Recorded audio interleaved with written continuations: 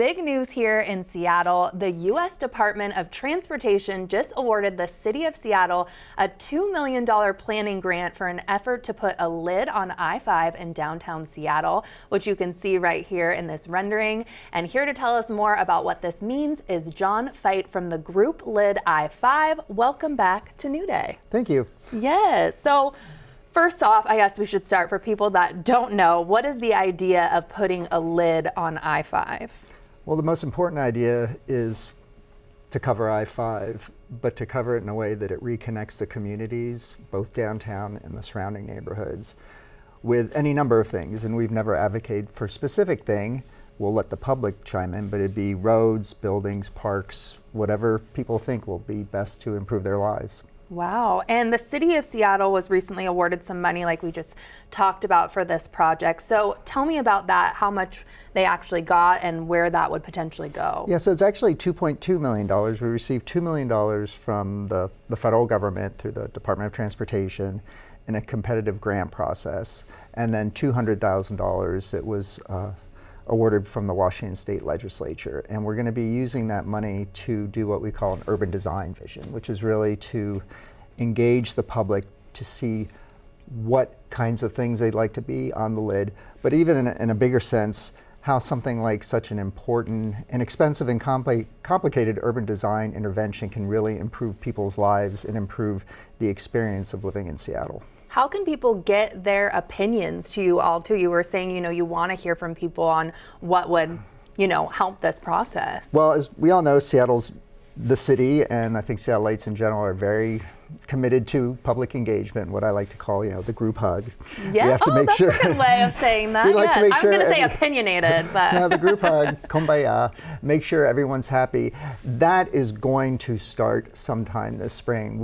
My group, which applied for the grant, is going to be administered by the City of Seattle, the Office of Planning and Community Development, OPCD, and they are going to initiate a very vigorous outreach program. And I think the center part of that, and we're taking a lot of our cues from the Seattle Central Waterfront, there they had a citizens advisory committee that was essentially giving strong direction to the work, and it was made up of philanthropists, designers, business owners. We see a similar kind of group for our effort where we'll take these public representatives from different constituencies, and they will in fact be the client and help guide the work and direct it so it has the best positive outcomes for the people that they represent. Definitely. And what do you say to some skeptics of this potential project, and I guess what those benefits would be to be putting a lid on the freeway?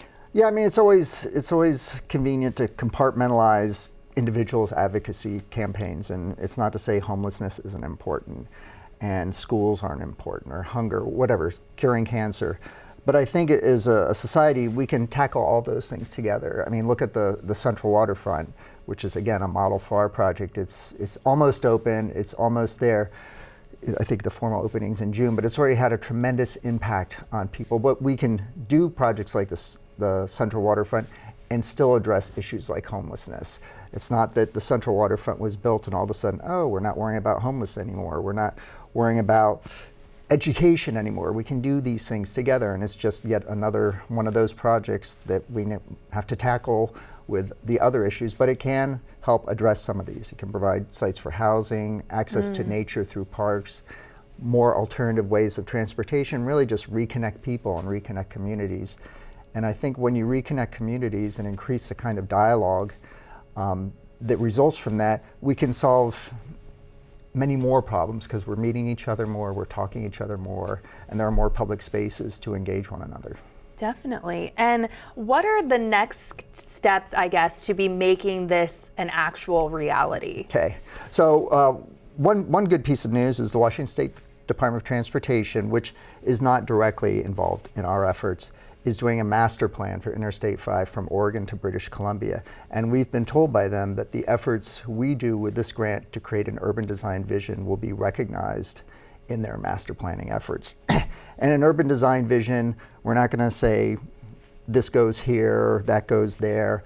It's more representing through drawings, models, writing, what people want to see and gets them excited in an abstract way. And then unfortunately, or fortunately, there'll be yet another planning effort Okay. and more money and more scrutiny. But this is a long-term effort. You think of things like the 520 floating bridge. That's, I think, was first proposed during Christine Gregoire's administration. The waterfront effort started in 2001, right after the Hard to earthquake. believe, yeah. Sound Transit, 1996, I think the first ballot measure for that was passed. And that's just the nature of these projects. They take a long time.